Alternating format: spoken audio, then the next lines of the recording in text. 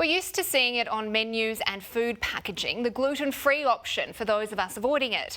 And a CSIRO study has found that as many as 1 in 10 of us.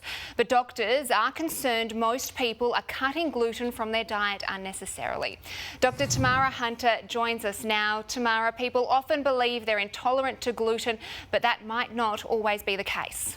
Yes, Liz. Well, gluten is found in wheat, rye, barley. It's found in processed food like bread, pastas, even those yummy bakery items. Now, true gluten intolerance is celiac disease, which is an autoimmune condition, a response which damages the gut lining in response to gluten in the diet. And people present with abdominal cramps, nausea, vomiting, recurrent diarrhea, and even weight loss.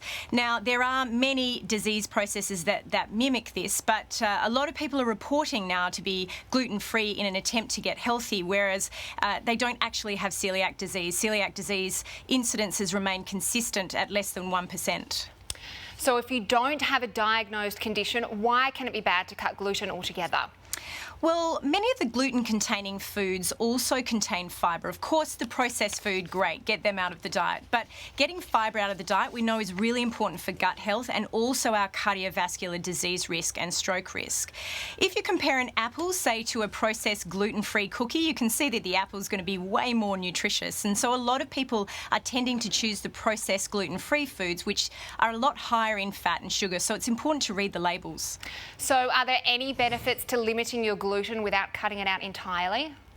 I think a lot of people, when they do healthy gluten-free, tend to choose whole foods, fruit and vegetables, legumes, lean cuts of meat. And I think it's the adoption of that diet as opposed to the elimination of gluten-containing products that's actually the healthy option.